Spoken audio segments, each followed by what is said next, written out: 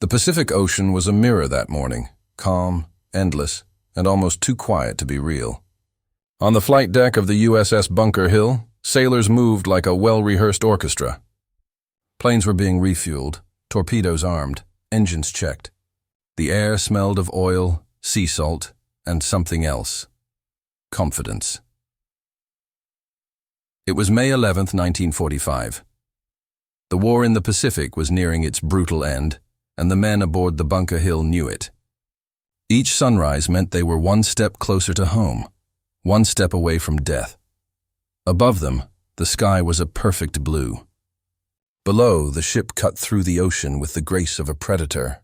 Inside, radios hummed softly, typewriters clacked, and someone laughed, a sound that felt strangely out of place amid the steel and discipline. Chief Petty Officer Joseph McCaffrey leaned against the rail, a cigarette between his fingers, staring at the horizon. He wasn't a hero, not yet. Just another sailor doing his job, maintaining the ship's pumps, keeping her alive in ways nobody really noticed. He'd been at sea long enough to know one thing. When the ocean was this calm, it was only waiting to strike back. The Bunker Hill was more than a ship. She was a floating city, 2,600 men, hundreds of aircraft, enough steel to block out the sun. She had survived typhoons, bombings, and months of brutal combat. The men trusted her like they trusted their own heartbeat. But trust, in war, is a fragile thing. Down below, McCaffrey inspected the bilge compartments, the lungs of the ship. Every drop of seawater that leaked in was pumped back out. It was boring mechanical work, but he liked it. Machines made sense. Humans didn't. Up on deck, pilots joked about their next mission. "Tokyo's running out of fuel and courage," one of them said, tapping his helmet. Another replied, "Yeah? Tell that to the last guy who said the same thing." No one wanted to admit it, but the Japanese still had a weapon that terrified everyone, the kamikaze. They came out of nowhere, diving out of the sun with no intention of living. A pilot and his plane fused into one final act of war. No warning, no mercy, just a scream and fire. Still, that morning felt safe. Too safe. The crew ate breakfast in the galley, powdered eggs, toast, and black coffee strong enough to melt a nail. The intercom buzzed occasionally with orders, nothing urgent. Some men wrote letters home. Others slept, shirts off, basking in the tropical heat. Even Captain Seitz, a man carved out of discipline, allowed himself a rare smile as he looked out from the bridge. The Bunker Hill had earned a reputation, one of the toughest carriers in the Pacific. Her luck, they said, was legendary, but luck is a strange thing at sea. It stays with you, until it doesn't. At 9:55 a.m., the ship's radar picked up something faint, a small blip approaching fast. No one paid much attention. False alarms were common, and besides, the sky was so clear it felt impossible that death could be flying toward them. McCaffrey stubbed out his cigarette and started back toward the engine room. The hum of machinery drowned out all other sounds, the rhythmic heartbeat of the ship. He didn't hear the alarm at first. He didn't see the deck crew freeze. He didn't notice the sky darken. Then the loudspeakers crackled to life. "Enemy aircraft inbound! All hands to battle stations." The calm shattered like glass. Every sailor knew the routine: helmets, fire gear, weapons. The ship's guns rotated, scanning the horizon. The sky, once serene, now carried a distant, growing roar. McCaffrey froze for a heartbeat. Then instinct took over. He sprinted through the narrow corridors as the ship came alive, men shouting, boots slamming on steel, alarms wailing. Somewhere above, the sound of engines howling cut through everything. The war had found them again. As McCaffrey reached his post below deck, the first explosions echoed from above, muffled thunder through walls of steel. Dust and paint flakes rained down. Lights flickered. The smell of burning fuel began to seep through the vents. He looked up toward the ceiling. The calm Pacific morning was gone. The inferno had begun. The sound hit first, a roar like tearing metal and thunder colliding. Above deck, sailors looked up into a sky that had turned into a battlefield. Out of the blinding sunlight, two specks appeared, growing larger by the second. To the untrained eye, they might have looked like any other aircraft. But to the men of the Bunker Hill, There was something different about their movement. Steady, unwavering, and straight toward them. Someone shouted, "Kamikaze inbound!" 2 o'clock high. Instantly, anti-aircraft guns roared to life. Shell casings clattered to the deck as tracers lit up the blue sky like fireworks from hell. The carrier's massive frame trembled under the recoil. The gunners didn't need orders. They fired until the barrels glowed red. The first Japanese Zero came screaming down in a perfect dive, its wings catching the light like a blade. Inside it sat a 19-year-old pilot named Hiroshi. He had written a letter to his mother that morning, promising to bring honor to his family. That letter would never be read. The plane cut through the defensive fire and slammed into the Bunker Hill's flight deck. A blinding flash, a deafening explosion. The ship shook as if struck by lightning. Flames erupted across the deck, licking through the rows of parked aircraft like a chain reaction. The men barely had time to react before the second Zero appeared, this one diving even faster. Another one! "Starboard side!" someone screamed. The second kamikaze hit just 30 seconds after the first, straight into the island superstructure. The shockwave ripped through the carrier like a giant's punch. Steel bent, glass shattered. Men were thrown from their feet. Smoke poured into the open air, thick and black. The sweet, choking smell of burning fuel filled every breath. Planes exploded one after another, sending shards of shrapnel whistling through the chaos. Below deck, Joseph McCaffrey was thrown against a wall. The lights flickered out, plunging him into darkness. He tasted blood in his mouth, wiped it away, and pushed himself up. The first thing he noticed was the sound, not of fire, not of men shouting, but of water. Somewhere deep below, the ship was taking on water fast. Up above, the deck was a nightmare. Firefighters fought to contain the inferno, dragging hoses through molten puddles of aluminum. Medics rushed between bodies. Men were screaming, for help, for God, for someone to make it stop. But the sky didn't listen. The Bunker Hill had been struck by 2 planes, each carrying a bomb packed with aviation fuel. The combination was devastating. In seconds, the ship that had once glided through calm waters was now a furnace. The captain's voice crackled through the intercom. "Damage control teams, all stations report. We are hit on the flight deck and the hangar level. Get those fires contained." McCaffrey grabbed his toolkit and ran toward the lower compartments. The air was thick and hot. He passed men dragging hoses, others carrying the wounded. One man's uniform was still burning as he ran. Nobody had time to stop him. The thing about a kamikaze strike was that it wasn't just an explosion. It was psychological warfare. Every sailor knew those pilots weren't coming to fight. They were coming to die. And that changed everything. There was no negotiation, no chance to outmaneuver. The only thing that could stop a kamikaze was luck, or a bullet that found its target at the perfect second. By 10:05 a.m., both planes had hit. Fires were raging across 3 decks. The Bunker Hill's radar was gone. Communications were patchy, but the ship was still afloat. Barely. McCaffrey made it to the engine control room. A small group of engineers worked frantically, checking pressure gauges and valve lines. "Flooding in sections D and E," someone shouted. "Pumps are failing." McCaffrey crouched down and saw the water rising through the floor grates, cold, dark, and relentless. He knew the truth before anyone said it. If they couldn't stop the flooding, the Bunker Hill would join the hundreds of warships sleeping on the ocean floor. Above, gunners were still firing at the empty sky, unsure if more attackers were coming. The ship's loudspeakers crackled, broadcasting the captain's voice again, hoarse but steady. "Keep your stations. The ship will not go down. We fight until the sea gives up." For the next few minutes, time lost all meaning. Men moved through smoke like ghosts, their faces blackened with soot, eyes wide with disbelief. Flames devoured the flight deck. Planes melted into puddles of twisted metal. The ocean shimmered red with oil and blood. In one corner, a sailor knelt beside a fallen friend. "You made it, Tommy," he whispered. "You're going to be fine." But Tommy didn't answer. The only sound was the distant roar of fire and the groan of bending steel. Somewhere in the chaos, McCaffrey's voice broke through. "Get those valves shut! Seal bulkhead 3. The others obeyed without hesitation. Even in disaster, discipline was the only thing keeping them alive. But as more compartments flooded, McCaffrey realized something terrifying. The ship's main pumps weren't keeping up. The water was winning. He turned to one of his men. "If those engines drown, we're done. The whole ship goes under." The man stared back, pale and trembling. "Then what do we do, Chief?" McCaffrey didn't answer. He didn't know yet. Outside, the flames reached the ammunition storage. For a moment, everyone froze. If the fire spread there, it would ignite thousands of pounds of explosives, enough to vaporize the Bunker Hill.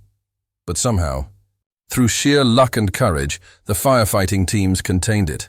A miracle amid chaos. Still, the ship was crippled. Half the crew was dead or wounded. And deep below, the ocean continued to pour in, one drop at a time. Joseph McCaffrey stood knee-deep in freezing water, staring at the trembling bulkhead. The ship moaned like a living thing in pain. He clenched his fists, mind racing. He didn't know it yet. But the idea that would save them, the one everyone would call stupid, was already forming in his head. The war above raged on. But below, in the belly of a dying ship, one sailor was about to defy the ocean itself. The sky above the Bunker Hill was no longer blue. It was fire and smoke. Black plumes twisted into the air like angry spirits as flames devoured the carrier's flight deck. The sound was deafening, engines roaring, fuel tanks detonating, metal shrieking as it bent under impossible heat. For the men aboard, time fractured. Seconds stretched into eternities. Every breath tasted of smoke and fear. Joseph McCaffrey could feel the ship trembling beneath his boots, not from waves, but from explosions echoing through its steel heart. Down in the lower decks, he could hear muffled screams and the hissing of steam as ruptured pipes vented boiling air. The Bunker Hill was under siege, not from an army, but from itself. On the bridge, Captain Seitz gripped the railing so hard his knuckles turned white. His ship, his pride, was a floating inferno. Through the thick haze, he could see the remains of the two kamikaze planes, now nothing but twisted wreckage fused into the carrier's deck. Smoke obscured the horizon. He couldn't even see the escort ships nearby, only fire, smoke, and the occasional burst of flak from the still-active gun crews. "Get those hoses forward," a deck officer shouted. "We're losing the bow section." But there was no response. The forward team had already been consumed by the flames. Down below, McCaffrey and his crew worked in total darkness. The emergency lights had died minutes ago. The only illumination came from small hand lamps, casting jittery beams across the rising water. The air was thick, part smoke, part salt, part oil. Each breath burned his lungs. "Pumps jammed again," someone yelled. "Bypass it," McCaffrey snapped back. "It's no use, Chief." "Pressure line's busted." McCaffrey slammed his wrench against the nearest valve, teeth clenched. He could feel the cold water creeping higher around his legs. "Then we'll do it by hand if we have to." Above him, the fire reached the hangar deck. The stored planes became torches, their loaded bombs cooking off one after another. The blast waves rippled through the decks like thunderclaps. Each explosion sent showers of molten steel crashing down. Men ran blind through corridors, dragging the wounded, tripping over debris, praying the next blast wouldn't be theirs. Someone shouted into a radio, "Medical teams to the mess deck. We've got casualties stacked up to the ceiling." But there was no reply. Most of the communications lines were gone. The only sounds left were chaos, the hiss of water, the roar of fire, and the muffled pounding of human hearts refusing to give up. Up top, the ship's anti-aircraft gunners still manned their posts, firing into an empty sky. They didn't know the threat had already passed. They were shooting at ghosts, at shadows, at the fear that more planes might be coming. For them, the only thing worse than dying was standing still. At 10:15 a.m., another explosion tore through the ship. A fuel tank under the forward deck ignited, sending a fireball racing through the corridors. It burned everything in its path, air, paint, flesh. The shockwave blew open doors and sent men tumbling down stairwells. McCaffrey was thrown backward into a bulkhead. He hit hard, felt something crack in his shoulder, but forced himself up. The compartment around him was half filled with black water now, swirling with oil and debris. "Chief!" someone yelled through the smoke. "We're flooding faster than we can drain it." McCaffrey looked around, eyes scanning the gauges and pipes. The main drainage pumps were still dead. Power was gone. He thought of the generator room, a maze of cables and sparks. Maybe if they could reroute power manually. But then he heard it. A deep, low groan, the kind that only comes from steel bending under pressure. The Bunker Hill was listing slightly to starboard. The ship was starting to tilt. "Seal off Section 4, he ordered. "We lose that! We lose the engine room!" His men moved fast, closing the watertight hatches as the water surged around their boots. Above deck, rescue crews fought their own losing battle. The heat was so intense that shoes melted to the steel deck. Fire hoses hissed uselessly against the inferno. Aviation fuel ran down the gutters of the deck like rivers of flame, pouring into the lower levels where McCaffrey and his team worked. Inside the control room, the captain shouted, "Sound abandon ship!" But one of his officers stopped him. "Sir, we still have men below. The pump's crew, the engineers, they're still fighting." Seitz hesitated. His eyes burned, not from smoke, but from the weight of the decision. He looked out again over the chaos, the burning sky. "Then we fight with them." In the lower compartments, McCaffrey didn't know how close they were to being ordered out. All he knew was that the ocean was winning. He waded waist-deep now, feeling for the manual valves that could redirect the remaining pumps. His men were exhausted, coughing, trembling, but they followed his every word. "Get those hoses fixed," he shouted. "Move! Don't stop moving!" The Bunker Hill groaned again, louder this time. Somewhere deep inside, a support beam gave way. The deck under McCaffrey's boots shuddered, spraying cold water up to his chest. He felt the cold sting of it and whispered to himself, "Not yet." "You're not taking her yet." Outside, the flames finally reached the aft section. Explosions rocked the ship once more. Men dove overboard, others clung to railings, faces burned, lungs full of smoke. But somehow, through all the chaos, the ship refused to die. The Bunker Hill stayed afloat, scarred, burning, but still breathing. And in its belly, Joseph McCaffrey, bruised, soaked, and half-blinded, kept working. He didn't care about medals or glory. He just knew that as long as he could still move, the ship still had a chance. As another blast shook the floor, he looked up at the leaking ceiling and muttered the words that would define his legacy. "If the pumps can't save her, then I will." It happened in less than 3 seconds. A blinding flash tore through the morning sky as the kamikaze's engine screamed its final cry. Then, impact. The Japanese plane slammed into the carrier's starboard side, tearing through the steel deck like it was paper. The explosion that followed was not one sound, but many. The roar of igniting fuel, the thunder of rupturing ammunition, the metallic shriek of the ship's bones twisting under pressure. Men were thrown into the air like rag dolls. One moment, they were running to battle stations. The next, they were tumbling through smoke and fire. The carrier shuddered as if alive, groaning in agony, every rivet trembling from the blow. The sky turned red. Flaming debris rained down from above, pieces of the plane and ship mingling in a storm of destruction. The flight deck split open, a blackened wound bleeding smoke and sparks. Inside the hangar, aviation fuel spilled and caught fire instantly. Flames rushed across the metal floor, hungry and unstoppable. Planes that had once stood ready for launch now became exploding torches. The air filled with the smell of burning rubber, oil, and flesh. A sailor named Cooper tried to drag his friend out of the fire, but the heat was too much. The friend's uniform had already caught. Cooper screamed his name, but his voice drowned beneath the roar of flames and the panicked cries echoing through the steel halls. "Get the wounded out!" Someone yelled. A voice, somewhere in the chaos, trying to sound like command. But orders lost meaning when half the men couldn't even see each other through the smoke. Above deck, the captain gripped the railing, his knuckles white. He'd seen battle before, but never this. Never a kamikaze hit this close, this deep. The fire control officers shouted reports that came too fast to process. "Fire in the hangar!" "Engines offline." "Secondary explosion near the ammo hold." Each word was another nail in the coffin. In the lower decks, chaos turned to panic. The lights flickered and went out completely. Only the red glow of emergency lamps guided the men stumbling through corridors filled with smoke and screams. They coughed, choked, Some fell and didn't rise again. Steel doors jammed, corridors warped from the heat. It was as if the ship itself was suffocating. Water started flooding in from the ruptured hull. You could hear it, that low, horrifying sound of gurgling and rushing. Some men thought it was more fire, until they saw the dark water creeping toward their boots. A few of the engineers tried sealing the bulkheads, but it was too late. The water was coming fast and the fire was pushing them back. The air grew hotter, thinner.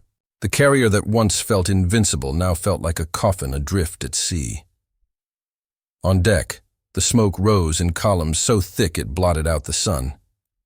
Men were coughing black soot, eyes red and stinging, hands blistered from the heat. Some still fought the fires with hoses, water pressure fading. Others formed bucket lines without even being told. They weren't fighting for orders now. They were fighting for survival. Then came the silence. That awful, ringing silence after an explosion when your ears can't tell the difference between quiet and death. For a few seconds, everything stood still. Men looked around, dazed, bleeding, their faces smeared with oil and ash, wondering if this was it. If the carrier, their home in the endless Pacific, had just taken its last breath.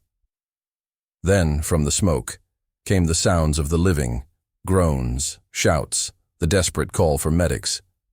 The dead lay where they had fallen, their bodies scattered across the deck like broken dolls. Someone whispered, "A prayer."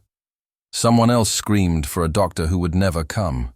The captain's voice finally cut through the chaos, harsh, commanding, but cracking with emotion. "All stations, damage control! Keep her afloat!" But even he could see the truth. The fire was out of control. The deck was ruptured, the hull was breached, and deep below, the ship was bleeding from wounds no one could reach. As the smoke drifted into the darkening sky, a single thought ran through every surviving sailor's mind. The ship has been hit.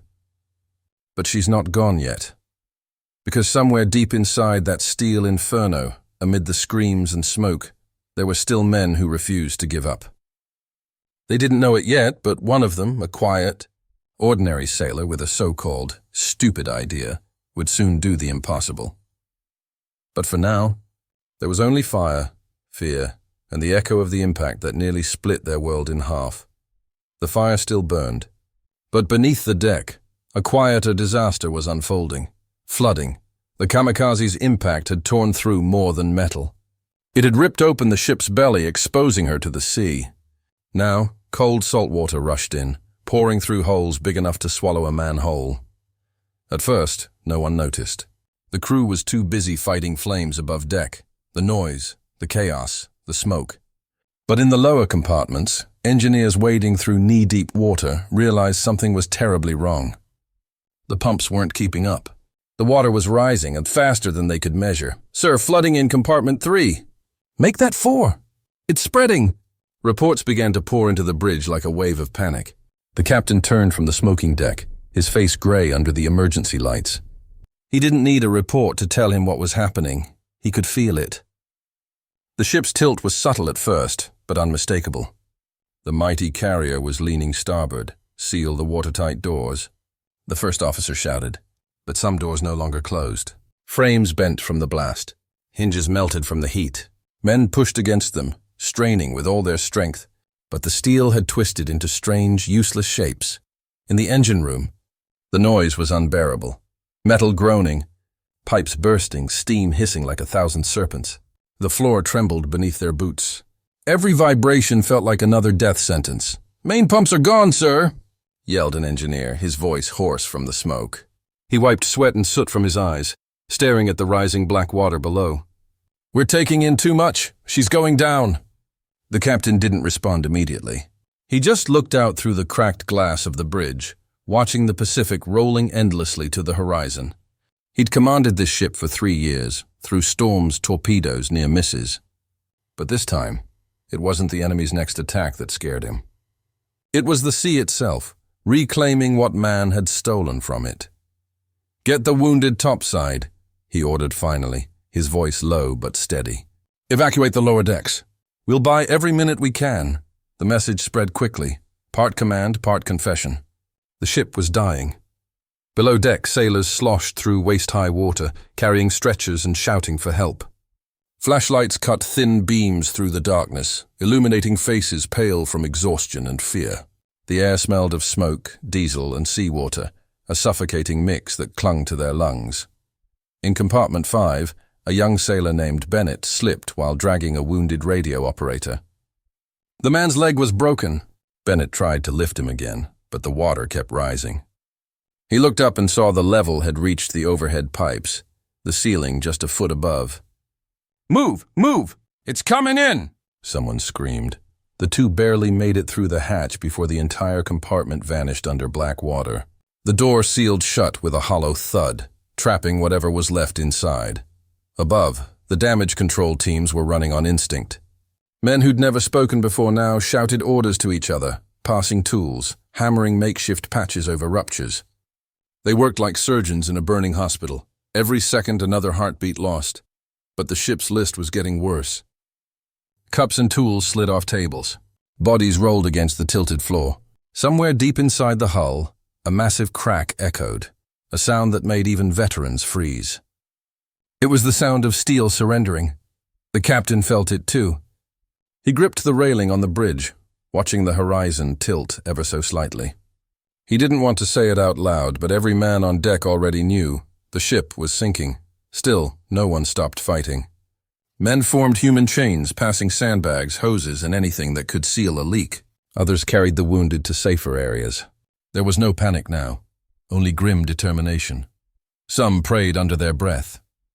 Others swore, coughed, and laughed nervously as if mocking death itself. One sailor muttered, "She ain't going down easy." And the others believed him, because they had to.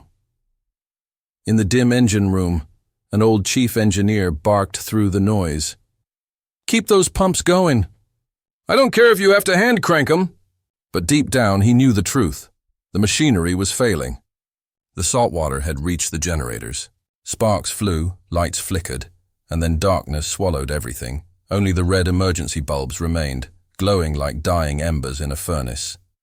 The men's shadows stretched long across the wet steel, their reflections distorted in the floodwater. For a moment, the chaos seemed to pause. The roaring fire above was now muffled by the groaning sea below. The two enemies, water and fire, were fighting for the same prize, the ship. On the bridge, the captain turned to his first officer. "If we can't stop the flooding in the next hour," he said quietly, "we'll lose her." The officer nodded, no words left. The carrier that once ruled the Pacific was now fighting for breath. Her engines dead, her deck broken, her heart filling with seawater. And yet, even as the bow dipped slightly and the horizon tilted more, no one ran for the lifeboats. They stayed, because somewhere deep in that steel labyrinth, among the noise and despair, there was still hope, faint, foolish, but alive. The kind of hope that comes not from orders or rank, but from the stubborn hearts of sailors who refuse to let go. They didn't know it yet, but among them, somewhere in the smoke soaked to the bone, a quiet, unremarkable sailor named Joseph McCaffrey was already thinking of something that would sound so absurd, so idiotic, that no one would believe it could work. But when machines failed and the sea began to swallow their ship, it would be his idea, not the captain's, that would decide whether they lived or sank. Joseph McCaffrey was not the kind of man anyone remembered. He wasn't tall or loud or decorated with medals. He was the kind of sailor who blended into the background, the one carrying the toolbox, the one swabbing the deck, while others told stories about glory and war. He didn't speak much, but when he did, it was usually with a shy half-smile, the kind that said he didn't think his words mattered much. He had grown up far from the sea, in a small Pennsylvania town surrounded by cornfields, not waves. His father was a coal miner. His mother worked in a laundry. When the war came, Joseph joined the Navy not out of pride or patriotism, but because he wanted to send money home. That was it. No grand dream, no hunger for medals. Just duty and a quiet need to do something that mattered. On board the carrier, McCaffrey was a maintenance hand, one of hundreds who kept the ship breathing. He fixed pipes, carried hoses, patched leaks, He wasn't part of the bridge crew or flight deck. He was one of the invisible men below, the ones who never made the newspapers but kept the war machine alive. The others called him Joe Buckets because he always carried a pail for cleaning, patching, or catching leaks. They laughed, but McCaffrey didn't mind. He'd seen worse back home. He'd learned long ago that when people laughed at you, it usually meant they hadn't figured out how to survive yet. When the kamikaze hit, McCaffrey was 3 decks below, working near the auxiliary pumps. He never saw the plane coming, just felt the explosion.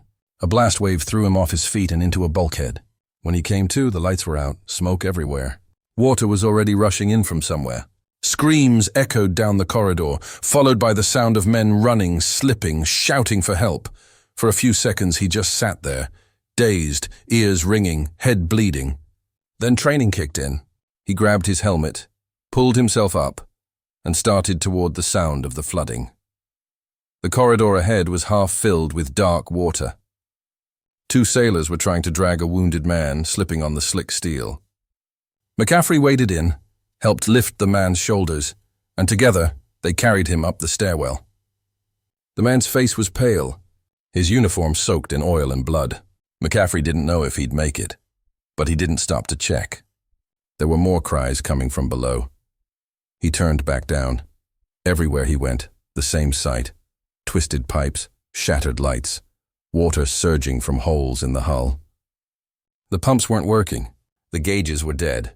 The ship was drowning. By the time McCaffrey reached the lower engine compartment, the water was up to his waist.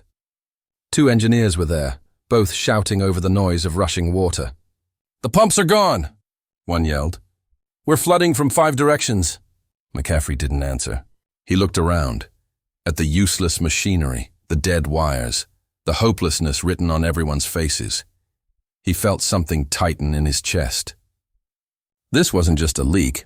This was death, creeping in inch by inch. A sailor behind him cursed, slamming his fist against the wall.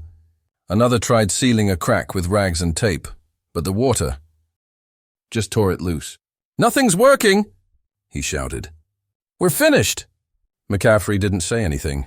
He stared at the rising water, cold, black, merciless. And then, for reasons even he couldn't explain, he thought of his father's coal mine. He remembered being a boy, standing at the edge of the shaft after a cave-in. The miners had no pumps, no power, just buckets, passing them hand to hand, hour after hour, until the water stopped rising. It had worked then, barely. Men had lived. And something clicked in his mind. Buckets. It was stupid. It was insane. No one in their right mind would think a few men with buckets could stop an aircraft carrier from sinking. But what else was left? He turned to the others. "We can bucket it out," he said. The engineers stared at him, blinking through the smoke. "What?" "We start a line," McCaffrey said quickly, pointing up the stairwell. "We pass buckets, anything that holds water. Pails, helmets, mess tins. We move it out faster than it's coming in." They just looked at him like he'd lost his mind. The ship was 100,000 tons of steel, not a rowboat. Water was flooding through gashes big enough to drive a truck through. But McCaffrey didn't stop. "Machines are dead," he said. "That's all we've got. Us."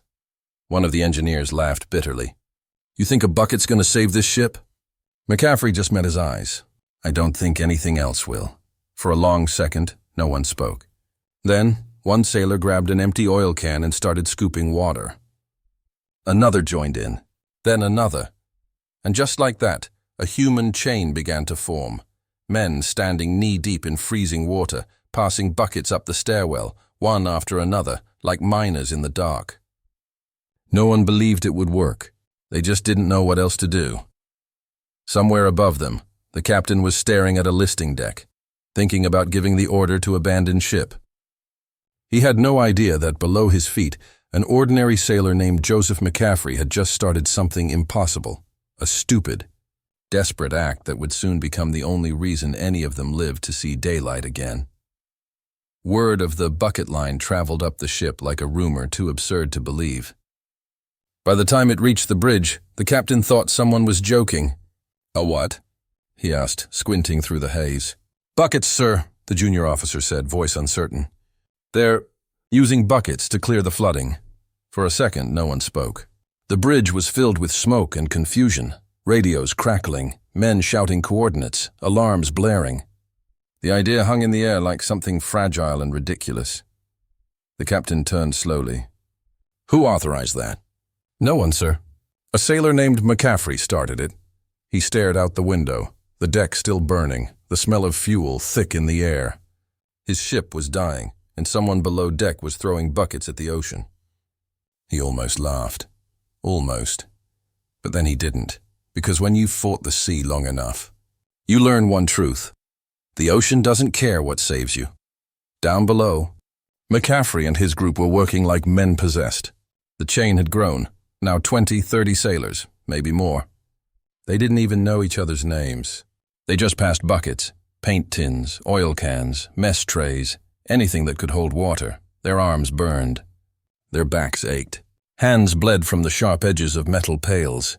But they kept going, forming a living machine of desperation. Faster. Keep it moving! McCaffrey shouted, voice hoarse from smoke. He didn't sound like a quiet maintenance man anymore. He sounded like someone who refused to let go. Above deck, the first officer came to the captain's side. "Sir, if this flooding isn't stopped in 15 minutes, we'll lose the forward compartments." The captain nodded grimly. Then, as if remembering, he asked, "Where's that sailor?" "The one with the idea?" The officer blinked. "McCaffrey, sir. Engine hand. Bring him here." Minutes later, McCaffrey stumbled into the bridge, soaked, grimy, covered in oil and sweat. He stood straight despite the tremor in his legs. "Sir," he said, saluting weakly. The captain studied him for a moment. "You're the one with the bucket plan?" "Yes, sir." "You think that's going to stop a carrier from sinking?" McCaffrey hesitated. "No, sir," he said honestly. "But it might slow it down." The room went silent. Behind the captain, another officer muttered, "This is madness." But McCaffrey didn't back down. "If we can slow the flooding, the pumps might come back online. The engineers are trying to restart them, but they need time. Buckets buy time." The captain looked at him, really looked. He saw the burns on his arms, the dirt under his nails, the eyes of a man who'd already decided to die trying. It was absurd, yes, but there was something about his conviction that made the absurd feel possible. Finally, the captain exhaled. "All right, sailor," he said quietly. "Keep your line going." "Whatever it takes," McCaffrey nodded once. "Aye, sir." He turned to leave, but the captain stopped him. "And McCaffrey." "Yes, sir?" The captain's voice softened. "If this works, you'll have done something no one will ever forget." McCaffrey didn't smile. He just said, "I'm not trying to be remembered, sir. I'm trying to keep her floating." He disappeared down the smoke-filled stairwell before anyone could respond. When he returned to the lower decks, the scene was chaos. The water was chest-high in some compartments. Men were slipping, coughing, still passing buckets with trembling hands. Some laughed between gasps, a kind of delirious laughter that came from exhaustion and disbelief. "Hey, Joe," one sailor yelled. "You think this is actually working?" McCaffrey grabbed a full bucket, passed it up, and said, "Ask me when we're still breathing in an hour." They kept going. Each bucket was a heartbeat, each man a vein in a living, bleeding organism refusing to die. Up above, the captain watched the crew reports come in. Flooding in compartment 6 slowing. Water levels stabilizing in auxiliary. He stared at the paper, stunned. "Could it be working?" The first officer whispered, "Sir." The bucket line. The captain nodded slowly. "Let them keep it up. Whatever it takes." Minutes turned into an hour. The fire above deck still burned, but the ship's tilt had stopped increasing. For the first time since the impact, there was a sliver of hope. Below, McCaffrey's body ached like it was breaking apart. He had lost count of how many times he'd filled, lifted, passed, and dumped another bucket. But he didn't stop, because for every man who fell from exhaustion, 2 more joined. For every bucket spilled, 3 more were filled. The line had become something sacred, a bond between men who refused to drown quietly. And as the last flicker of daylight faded behind the smoke, one truth settled into McCaffrey's mind. Sometimes, the stupidest ideas are the ones that save you. The sea didn't wait for heroes. It simply took, inch by inch, second by second. Inside the wounded carrier, chaos had no order anymore. The roar of fire, the hiss of steam, the crashing sound of falling steel blended into one endless scream of survival. Below deck, the compartments were flooding faster than the pumps could handle. Saltwater rushed through cracks and seams like veins bursting open. Men stumbled through waist-deep water, dragging hoses, throwing sandbags, shouting over the echo of collapsing bulkheads. And in the center of it all, Joseph McCaffrey, the sailor with the stupid idea. Buckets. Nothing more than buckets. Dented, uneven, salvaged from galley rooms and storage closets. When the machines had failed, McCaffrey had looked at what was left. Men, metal, and willpower. Form a line. He yelled, his voice hoarse from smoke. "We'll pass it out hand to hand." At first, the others hesitated. They were sailors, not laborers. They worked with engines, pumps, turbines, not buckets. But there was something in McCaffrey's eyes, a madness maybe, or a faith that this insane effort could still matter. So they formed up, shoulder to shoulder in knee-deep water, under flickering emergency lights. The first man scooped water into the bucket, passed it to the next. The chain moved like a rhythm. Splash, lift, pass, throw. Splash, lift, pass, throw. The air was heavy and hot, every breath stinging with smoke. The men's arms began to tremble after minutes, but they refused to stop. There was no clock down here, only the rhythm of buckets. Hundreds of them moving, hundreds of hearts beating to the same desperate rhythm. Every gallon thrown overboard felt like a victory. Every trip of that bucket was defiance against the ocean itself. "Keep it going," McCaffrey shouted again. "Don't stop until your arms fall off." Time lost all meaning. Minutes became hours. The skin on their hands peeled. Muscles burned like fire. The corridor smelled of sweat, oil, blood, and seawater. One sailor fainted mid-chain, his bucket dropping into the dark flood. Another stepped in before it even hit the floor. No one asked why anymore. They just worked. Somewhere above, explosions still echoed as fires raged on the upper deck. But down here, in the bowels of the ship, something incredible was happening. Men who had nothing left to give were giving more. When machines failed, the narrator would later say, men became the machines. Buckets rose and fell in perfect rhythm, a symphony of survival played by blistered hands. McCaffrey's voice broke, but his spirit didn't. He kept shouting encouragement, kept moving, kept scooping. The ship groaned like a living creature, metal twisting, beams cracking. But slowly, almost invisibly, the water began to drop. Not by much, not enough to notice at first, but enough to feel it in the heart. That maybe, just maybe, this madness was working. Hours passed. The sun outside had no meaning in the dark hull. Men worked until their backs screamed. Some began muttering prayers. Others whispered names of wives, sons, mothers, as if saying them aloud would keep them alive a little longer. McCaffrey's body was soaked, his arms trembling violently, but he refused to leave the line. When an officer tried to pull him away, he snarled, "We stop when the sea stops." And the men cheered through their exhaustion, a hollow, broken cheer, but it was enough. Above deck, the captain received word from below. Flooding slowed, but not stopped. He didn't know how, didn't know who. Only that somewhere deep inside his dying ship, someone refused to let it die. By midnight, the line of buckets stretched across compartments, from the lowest hold to the outer deck. Men passed water through smoke, firelight, and shadows, their faces black with soot. Every bucket lifted felt like another heartbeat forced back into the ship's chest. One sailor's hand was cut open by a shard of metal. He wrapped it in cloth and kept going. Another's boots were melted to his skin, but he refused to leave. There was no glory here, no music, no camera to capture the heroism, just grit, pain, and the belief that maybe this stupid idea wasn't so stupid after all.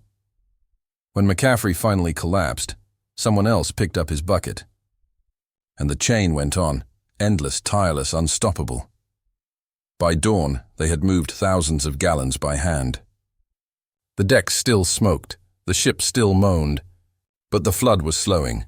The men didn't know if they had saved her, but they knew one thing for sure. They hadn't given up. And somewhere deep in the carrier's steel heart, it was as if the ship itself felt that, and decided to fight back, The first explosion came without warning. A deafening roar ripped through the lower deck, shaking every bolt and seam in the wounded carrier's spine.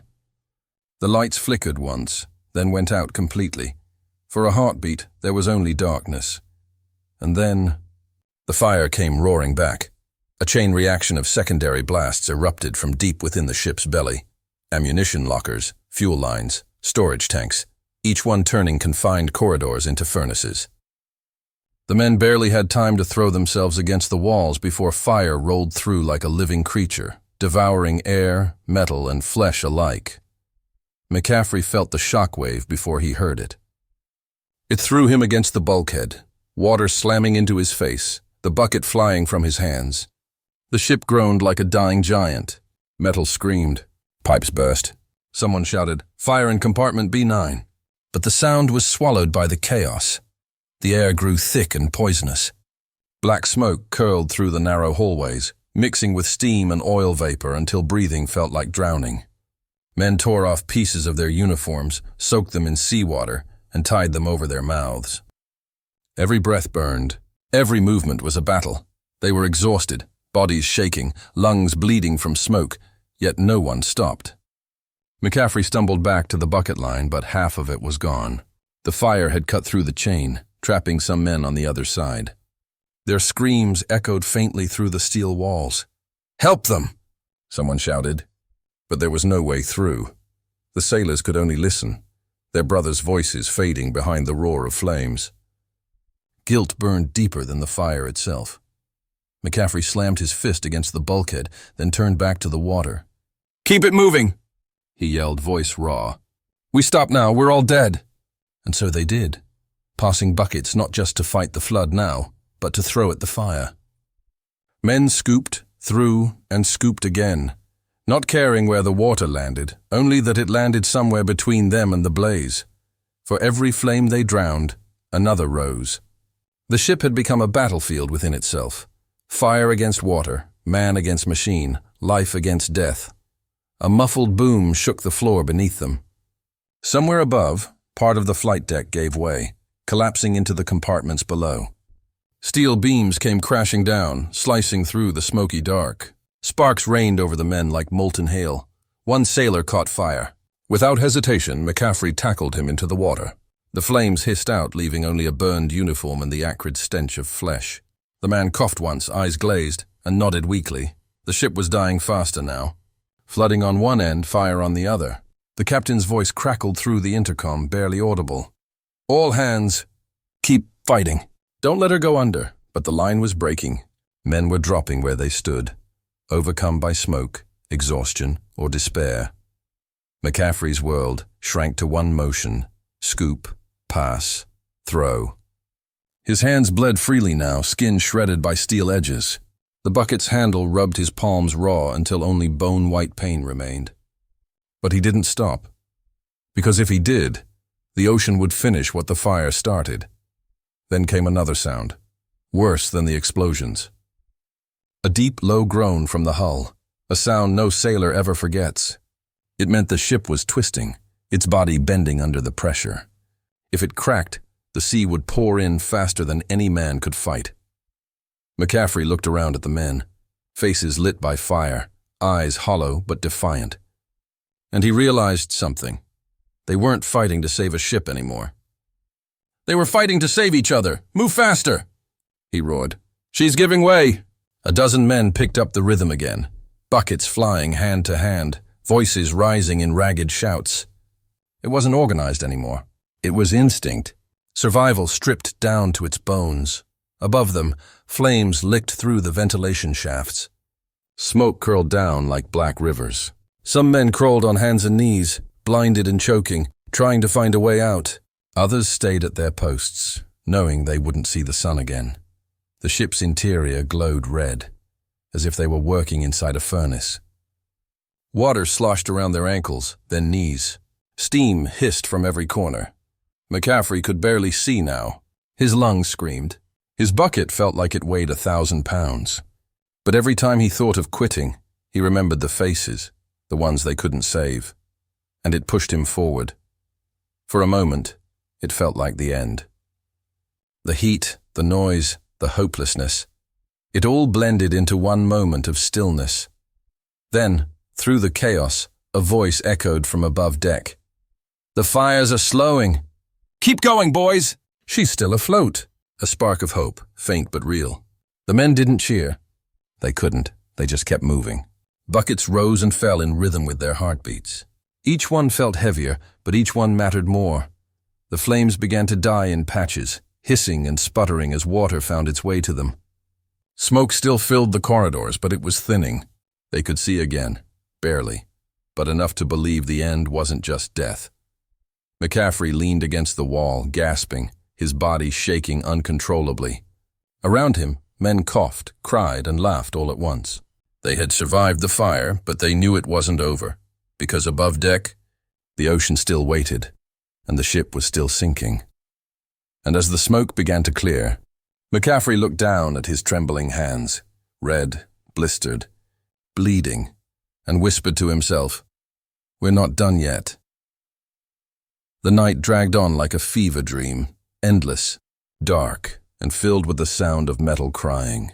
But for the first time since the kamikaze hit, there was something new aboard the carrier. Hope. It didn't come all at once. It came in small, fragile pieces, a fire finally dying in the corner of a deck, a pump that sputtered and coughed back to life, the faint sound of air moving through a half-functioning ventilation shaft. Tiny victories in an ocean of loss. McCaffrey could barely stand. His uniform was soaked, half-burned, clinging to his body. His throat felt like sandpaper from the smoke. But when he looked around and saw the men still working, still passing buckets, still dragging hoses, something inside him refused to give up. They were winning inches, not miles. "But in war, inches mean everything. Get those lines going," he croaked, his voice nearly gone. "Keep it steady. We've got her breathing again." The carrier, once a floating inferno, now glowed in the darkness. Her flames tamed, her deck still smoking, her body still trembling, but alive.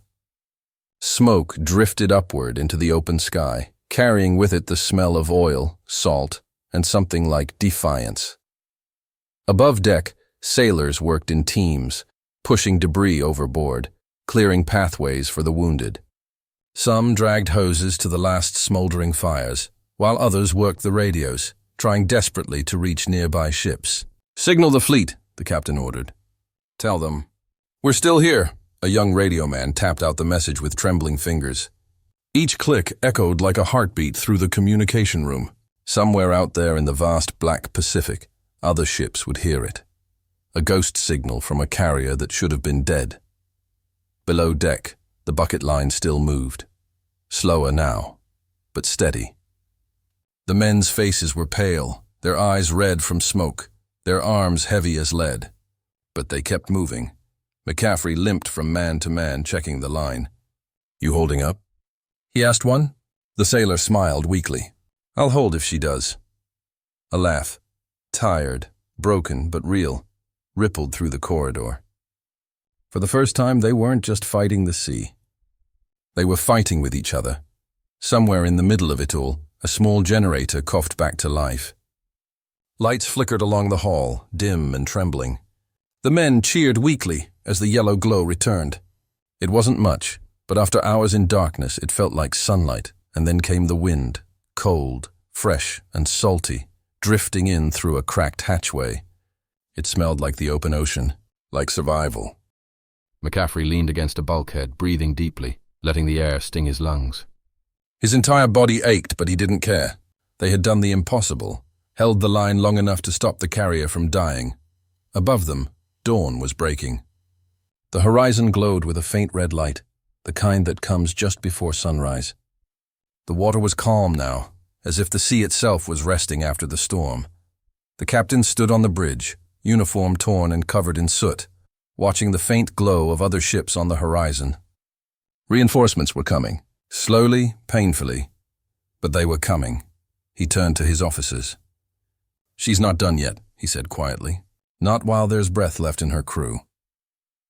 Down below, McCaffrey's team worked through the dawn. The bucket line had shortened. Most of the flooding was contained. Men began using pumps again, weak, sputtering but functional. For every gallon they drained, the ship grew lighter, steadier. By mid-morning, sunlight finally pierced the smoke.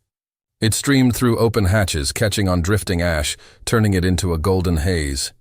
The ship looked almost peaceful in the light, a battered survivor refusing to sink. On the deck, sailors gathered around the wounded. Medics moved from man to man, wrapping burns, binding cuts, giving water to the ones who could barely move. No one talked about how many were gone. They didn't need to. The silence said enough. McCaffrey finally stumbled onto the open deck. His boots stuck to the melted tar, his arms trembling from exhaustion. But when he looked around, he saw it, the endless blue of the Pacific, the rising sun, and a ship still afloat against all odds. He laughed, a rough, broken laugh that turned into a cough. "We did it," he whispered. "The damn buckets worked." A few men nearby smiled through their exhaustion. One clapped him on the shoulder. Another simply nodded. No one called him stupid anymore. On the bridge, the captain received word from below. Flooding stabilized. Decks secured. Fires mostly out. He exhaled for the first time in hours. Then quietly, he said the words no one thought they'd hear again. "Gentlemen, the ship is saved." The message spread like wind. From the bridge to the engine rooms, from the med bay to the flooded corridors, word traveled faster than any order ever could. The ship that should have been at the bottom of the Pacific was alive. Men cheered, not loudly, but with raw, exhausted joy. Some dropped to their knees. Others cried openly, not caring who saw. McCaffrey leaned against the railing, watching the sun rise over the water. His eyes stung, but this time it wasn't from smoke. The ocean glimmered with gold. And for the first time since the attack, it looked beautiful again. Somewhere below his feet, the pumps hummed faintly. The engines groaned, a heartbeat returning to a broken body. The battle wasn't over, but the worst had passed. Hope had returned, fragile, flickering, but real. And as the ship drifted through the calm morning sea, Joseph McCaffrey, the sailor with the stupid bucket idea, stood quietly, staring at the horizon. He didn't say a word. He didn't need to, because everyone on that carrier already knew. The sea had tried to take them. And they had said no. The dawn came slowly, grey, heavy, and silent, like a wounded sky trying to breathe again. Smoke still drifted across the deck, curling in lazy, ghostly shapes. The air smelled of metal, salt, and burned oil. Every man aboard felt the same exhaustion, the same ache that came from fighting both fire and fear for too long. For hours, they had done the impossible, turning the Pacific itself into their enemy and their salvation. Bucket by bucket, they had fought the flood below decks, their arms raw, their faces streaked with soot and salt water. But now, something was changing. The ship, once trembling and groaning under its own wounds, seemed to steady herself. The water level, for the first time, wasn't rising anymore. Down in the engine room, McCaffrey leaned against a bulkhead, chest heaving. His hands shook as he lifted the last bucket, but he still managed a crooked grin. Around him, sailors who had once shouted in panic now worked with a kind of rhythm, slower, steadier, almost in sync. The chain had become a heartbeat. Human but powerful. "Sir, the floodings. It's slowing," one of the engineers called out, disbelief cracking through his voice. Chief Engineer Parker, drenched in sweat and oil, turned his head sharply. "Say that again." "The water level. It stopped climbing." For a moment, no one moved. Then through the haze and flicker of emergency lights, they heard it. The soft, unmistakable sound of the bilge pumps starting to hum. It wasn't much. Just a faint whirring noise deep inside the metal belly of the ship. But to those men, it was the sweetest sound in the world, the voice of life returning to a dying giant. Someone shouted, "She's fighting back!" And a cheer rippled through the crew like electricity. Men clapped each other on the shoulders, shouted hoarse encouragements, and returned to their stations with new strength, above deck. Captain Reynolds stood by the bridge rail, binoculars hanging forgotten around his neck. His eyes scanned the smoke-covered horizon. No more enemy planes, only waves, sunlight, and the battered shape of his own carrier holding its ground. The radio officer approached, voice trembling. "Sir, engine room reports partial recovery." Pumps are operational again. Reynolds exhaled, a deep, shaky breath he hadn't realized he was holding for hours. Good work, men, he whispered, though no one was near enough to hear. Then louder into the comms. All stations, hold positions. Engineering, continue flood control. Damage control, report progress every 10 minutes. And someone find that sailor, McCaffrey. I want his name. Below, McCaffrey didn't even know he'd been mentioned. He was too busy tightening a valve with trembling hands, covered in oil and salt. His stupid idea, the one everyone had laughed at, had kept the pumps alive long enough to save them. When the command came down, Chief Parker approached him with a half-smile. You know, McCaffrey? I thought you were crazy, McCaffrey smirked weakly. You weren't wrong, sir. But I'll be damned, Parker said, clapping him on the shoulder. Crazy just saved the ship. The words echoed through the steel corridors like a medal pinned on every back that had lifted a bucket. Hours passed. The ship began to find her rhythm again, damaged, limping, but alive. Compartments once underwater were now drained. Firefighters were winning battles in corners once lost to smoke. Medics carried the wounded with a quiet grace that only comes after survival. Up top, sailors gathered near the railings, staring at the rising sun. It wasn't just another morning. It was proof that night hadn't won. One of them, a young seaman with soot on his face, said softly, "Feels like she's breathing again." Reynolds, passing behind them, stopped for a moment. "She is," he said. "Because you made her." Silence followed, deep and respectful. No grand speeches, no ceremony, just the wind brushing over the scorched deck and the endless sea stretching beyond. Later that evening, the captain gathered his senior officers in the chart room. The lights flickered, maps scattered, and exhaustion painted every face. But there was something new there too. Pride. "Gentlemen," Reynolds began, his voice low but steady, "we've lost good men today. We've lost aircraft, steel, and fuel, but we did not lose the ship. And that," he paused, looking at each face, "we owe to a crew that refused to surrender." He turned toward the damage control officer. "And one sailor who reminded us that courage isn't always found in rank or orders."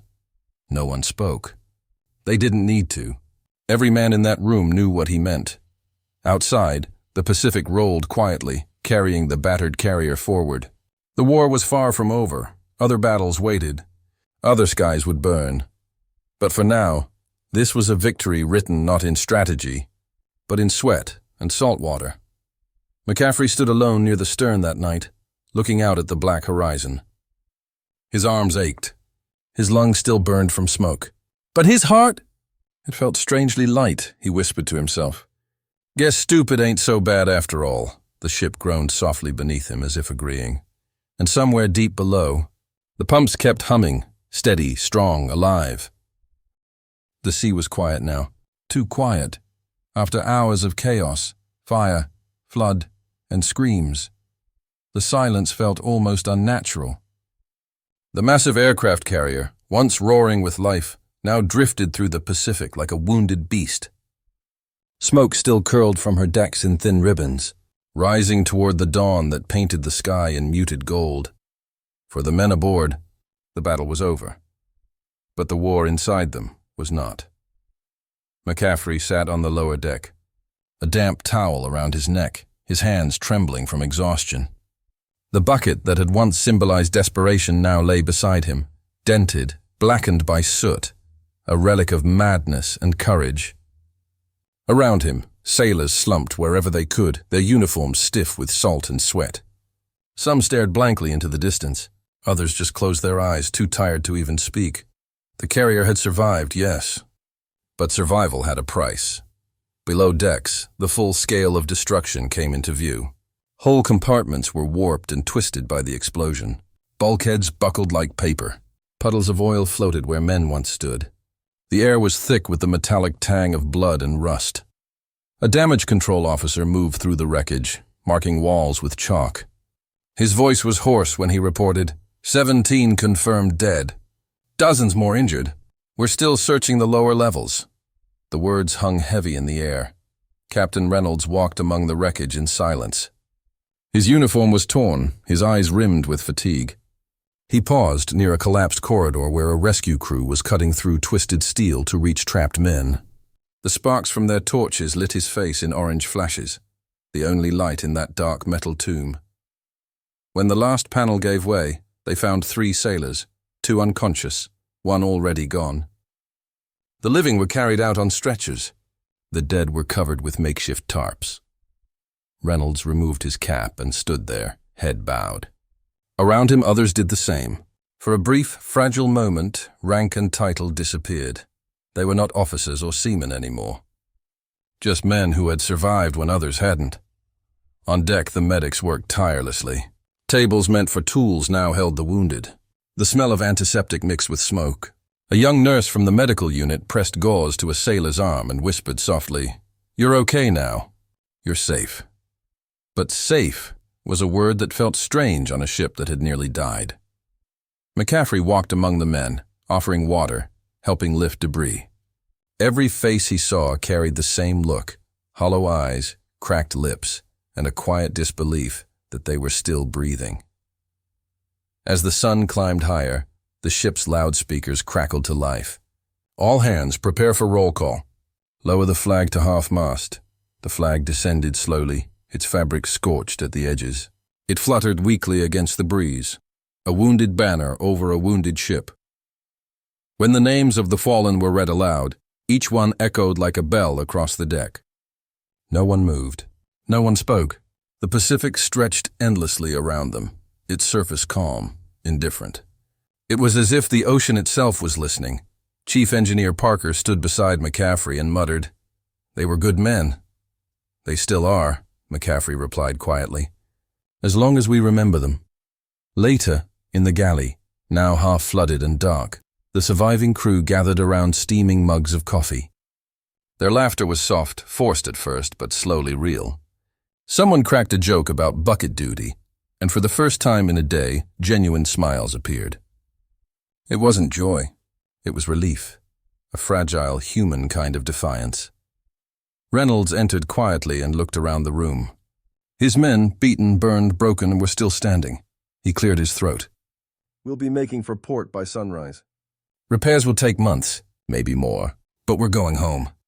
A soft cheer rippled through the crew. Not loud, not wild, just enough to remind themselves that home still existed. When the captain turned to leave, Parker called out, "Sir, permission to keep the bucket in the engine room?" Reynolds raised an eyebrow, half smiling. "As a tool?" "As a trophy," Parker said. The captain chuckled quietly. Granted. That night, as stars returned to the sky, McCaffrey stood alone near the railing again. The ocean stretched beneath him, black and endless, the same sea that had tried to claim them. The same sea that had taken their brothers. He whispered, "We made it, boys. Somehow we made it." From below, he could hear the muffled hum of the engines, running again, alive again. The ship was moving, slow but steady. Behind him, Captain Reynolds approached. "You did good work today, McCaffrey." The sailor shook his head. "We all did, sir." "Every last one," Reynolds nodded, looking out at the horizon. Still, it started with one man and one idea. "Don't ever forget that." As the 2 men stood in silence, the carrier pushed forward, leaving a faint trail of foam behind, like scars healing on the sea's surface. Somewhere deep inside the ship, a single dented bucket hung quietly on a hook, swaying with the rhythm of the waves. It was ugly, battered and ordinary. But to everyone aboard, it had become a symbol. Proof that even in the darkest hour, a stupid idea and a handful of determined men could keep an empire of steel afloat. Morning came quietly. The horizon glowed in pale orange, and the carrier, still scarred, still limping, cut slowly through calm seas. The sound of the ocean had returned, rhythmic and steady, like the heartbeat of something that had refused to die. For the first time in days, the crew could breathe without the stench of smoke and fear. The fires were out, the flooding stopped, and though the ship bore deep wounds, she was alive. Against all odds, she was still afloat, and word was spreading, not just across the decks, but across the fleet. Whispers traveled faster than the wind. The carrier that wouldn't sink, the bucket ship, the man who beat the Pacific with a tin can, Each version was wilder than the last, passed along like folklore. And at the center of it all stood Joseph McCaffrey, a sailor who, only a day earlier, had been just another nameless face among hundreds. Now, even officers were speaking his name. When the call came for him to report to the bridge, McCaffrey thought it was a mistake. His hands were still raw from hours of hauling water, and his uniform smelled like burnt oil. As he walked up the corridor, sailors nodded to him. Some clapped him on the shoulder, others saluted half-jokingly. It felt strange, almost embarrassing. He stepped into the bridge where Captain Reynolds stood, gazing out at the sea through shattered glass. The room was dim, sunlight leaking through cracks in the window frame. "Seaman McCaffrey," the captain said, turning toward him. "At ease," McCaffrey hesitated, his voice rough. "Sir, I just did what anyone would have done." Reynolds studied him for a moment, then smiled faintly. "That's what every real hero says." He gestured toward the logbook on the table. "You should know something. When you started your bucket line, this ship was 15 minutes from being lost." The flooding had reached the generator room. Another foot of water, and we would have lost all power. McCaffrey's eyes widened. 15 minutes? Maybe less, the captain said softly. Your idea gave us those minutes. It gave us a fighting chance. The words sank into the silence like a weight. Reynolds motioned toward the porthole where the sea shimmered beyond. I've served 30 years in this Navy. I've seen officers freeze under fire and deckhands rise to command, but I've never seen a man save a carrier with a bucket. McCaffrey tried to laugh, but it came out as a nervous exhale. It was stupid, sir. Desperate, even, Reynolds shook his head. Desperation doesn't make an idea stupid, McCaffrey. It makes it necessary, the captain's tone softened. You saved this ship, and the lives of everyone on it. You'll be mentioned in the official report. That's an order, McCaffrey blinked, unsure how to respond. Thank you, sir. Reynolds looked him in the eye. Don't thank me. Thank yourself. The ocean doesn't forgive weakness, but it sometimes spares courage. Later that afternoon, a small ceremony took place on deck. It wasn't grand. There were no brass bands, no photographers. Just the crew standing in uneven rows, wind tugging at their tattered uniforms. The ship's flag, half burnt, fluttered weakly above them. The smell of salt filled the air. Captain Reynolds stepped forward with a clipboard in hand. His voice, though tired, carried across the deck. Before we head home, it's only right that we recognize what kept us afloat. Not just machinery, not just training, but heart. He turned to the men. When systems failed, when everything that could go wrong did, one of our own refused to quit. He took the simplest tool on this ship and turned it into hope. He looked directly at McCaffrey. Seaman Joseph McCaffrey, front and center. The crew erupted in cheers and whistles as McCaffrey, red-faced and hesitant, stepped forward. The captain extended his hand. I can't give you a medal, Reynolds said with a wry smile, because the Navy doesn't make one for bucket heroism. But I can give you something better, the respect of every man standing here. The crew clapped, some shouting his name, others laughing through tears. McCaffrey looked around at them, the faces blackened by soot, the eyes bloodshot but alive, and he felt something heavier than pride, gratitude, unity. One sailor called out, Speech! McCaffrey hesitated, then said quietly, We didn't save this ship because of a bucket. We saved her because no one gave up. Every one of you fought when you had nothing left. That's what kept her floating. He paused, swallowing hard. So if anyone deserves thanks, it's all of you. There was a brief silence. Then the crowd roared again, louder this time. As night fell, the mood on the carrier changed. Laughter returned in small bursts. Someone played a harmonica near the bow. Another group brewed weak coffee on a half-broken stove. The ship still bore scars, metal bent, paint scorched, but those marks no longer spoke of defeat. They spoke of survival. Below deck, in the engine room, the dented bucket hung from a pipe. Someone had polished it clean and scratched 2 words onto its side with a screwdriver. Stupid hero. It made McCaffrey laugh when he saw it. He reached out, tapping the metal lightly. You and me, huh? He whispered. Parker, the chief engineer, appeared beside him with a grin. You better believe it stays here forever. Next time something breaks, we'll just throw the bucket at it. McCaffrey smiled. Let's hope there's no next time. That night, on the open deck, the stars burned brighter than they had in weeks. The Pacific stretched endless and black, but for the first time it didn't feel hostile. It felt almost peaceful. McCaffrey leaned against the railing, watching the waves curl under the hull. Behind him, the captain's voice came from the shadows. You know, they'll be talking about this one for years. About the ship?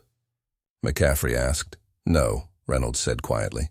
About the man who proved that sometimes the simplest idea is the strongest one. McCaffrey didn't reply. He just watched the water sparkle beneath the moonlight, a tired smile on his face. For the first time since the explosion, he felt the weight lift from his chest. The ocean that had nearly swallowed him now seemed to whisper its approval through the wind. And somewhere deep inside the carrier's steel heart, a battered bucket gleamed faintly in the dark, no longer a symbol of stupidity, but of human will. The carrier moved through calm waters now. The Pacific, once an endless battlefield of smoke and thunder, had turned serene, as if the sea itself had forgiven them. The horizon glowed silver under a soft moon, and the sound of the waves against the hull was steady, rhythmic, alive.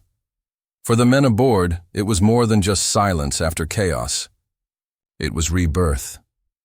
Days had passed since the kamikaze strike, but the memory of it lingered in every corner of the ship, the scorch marks on the deck, the twisted railings, the smell of burnt oil that refused to fade. Yet amid those scars, something far stronger had taken root: pride. The sailors now walked the corridors differently. Heads higher, voices steadier. They had stared into the abyss and refused to fall. And every one of them knew. They had survived because they believed, because they acted, because one man's stupid idea had given them a reason not to give up. McCaffrey spent most of his time on the lower decks, helping fix pipes, clear debris, and patch leaks. He didn't see himself as a hero. To him, he had only done what needed doing. But the others saw something more. One night, a young sailor approached him with a hesitant smile. McCaffrey. When the water started pouring in, I almost froze. Thought we were done for. Then I saw you yelling for buckets. I thought you'd lost it. McCaffrey chuckled quietly. I did lose it, the sailor shook his head. No, you didn't. You made me believe we could still fight back. That's what kept me moving. The words caught McCaffrey off guard. For a moment, he didn't know what to say. Finally, he just nodded and said softly, "Then it was worth it." As the sailor walked away, McCaffrey looked around the dimly lit corridor, the patched walls, the humming pipes, the faint vibrations beneath his boots. Every sound was a heartbeat, every echo a reminder that they had beaten the odds not with firepower but with faith. On the upper deck, Captain Reynolds stood alone beneath the stars. He was writing in the ship's logbook, the same one that had recorded every mission, every loss, every name. His pen paused over the page as he wrote the final line for the day. Courage is not found in command, but in conviction. He closed the book gently and turned his gaze to the horizon. The ocean stretched endlessly, vast, merciless, beautiful. When McCaffrey joined him a moment later, the captain didn't turn right away. Strange thing, the sea, Reynolds murmured. She teaches by breaking you. She humbles every man who thinks he's in control. McCaffrey leaned on the railing beside him. She almost had us. Almost, the captain said with a faint smile. But she didn't, because we had men who refused to drown. He looked at McCaffrey then, really looked. You reminded us what leadership means. Not rank, not medals, just action when it matters most. McCaffrey lowered his head. I wasn't leading, sir. I was just scared, Reynolds nodded. That's the thing, McCaffrey. Bravery isn't the absence of fear. It's choosing to act anyway. The words hung between them as the waves shimmered under the moonlight. In the days that followed, the crew began to rebuild what they could. Welders sealed cracks, electricians restored lights, and painters covered burn marks with fresh layers of grey. The ship's heart began to beat again. But among all the noise of repair, there was an unspoken lesson moving quietly through the men. A truth forged in fire and salt water. Machines could fail. Orders could falter, but courage, Courage was the one thing that never broke, and it didn't come from manuals or strategy books. It came from the smallest acts, a hand passed down a bucket, a shout in the dark, a refusal to surrender when everything screamed, "Give up." That lesson became part of the ship's soul. Some nights, when the sea was calm and the stars were out, the sailors would sit together on the deck and talk softly about what happened. No one bragged, no one boasted. They spoke of fear, of loss, of the moment when hope had seemed impossible, and how it wasn't machines or luck that saved them, but unity. One evening, McCaffrey was invited to speak to a group of new recruits who had been transferred aboard to assist with repairs. They were young, barely out of training, still full of bright-eyed excitement. He stood in front of them, hands tucked in his pockets, voice steady. "Out here," he began, "you'll learn fast that the ocean doesn't care who you are. She doesn't care if you're brave, smart, or lucky. She just tests you again and again. And the only thing that keeps a ship like this alive is us, each other." He looked around at their faces. "When the power goes out, when the radios die, when the sea starts clawing at your feet, that's when you'll find out what you're made of. Not by orders, not by medals, but by whether you keep passing that bucket." A few recruits smiled, unsure if he was joking. But McCaffrey's eyes stayed firm. "Remember this," he said. "The sea remembers everything, every mistake, every act of courage, and she'll test you until you earn your place on her surface." He gave a small nod and walked away. Behind him, silence, then quiet applause. Later that night, McCaffrey stood alone by the railing again, watching the moonlight ripple across the water. The carrier cut through the waves like a survivor wearing her scars with pride. He whispered to himself, "You were right, Captain. The sea teaches by breaking you." And somewhere deep below, in the engine room, the dented bucket still hung in its place, swaying gently, shining faintly in the dim light. It was a reminder, not of fear, but of what happens when ordinary men refuse to surrender. As the ship moved toward home, McCaffrey smiled. The stars above shimmered like watchful eyes, and the ocean whispered softly beneath him, not in anger, but in respect, because the ocean never forgets those who fought to stay afloat, and she always remembers those who refuse to drown. Years passed, and the war that once turned oceans into graveyards finally ended. The world moved on, cities rebuilt, soldiers returned home, and the endless hum of engines replaced the thunder of battle. But somewhere, deep within the Navy's archives, the story of one ship and one stubborn sailor refused to fade away.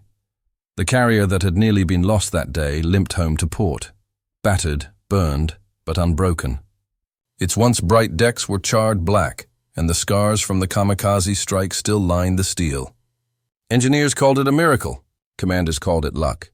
But the men who had been there, who had felt the fire against their faces and carried buckets until their hands bled, knew the truth. It wasn't luck that saved them. It was courage, teamwork, and a single act of defiance against hopelessness. For years after the war, McCaffrey's name circulated quietly among sailors. Official reports didn't make much of him. He wasn't a hero on paper, just a deckhand who happened to be in the right place thinking fast.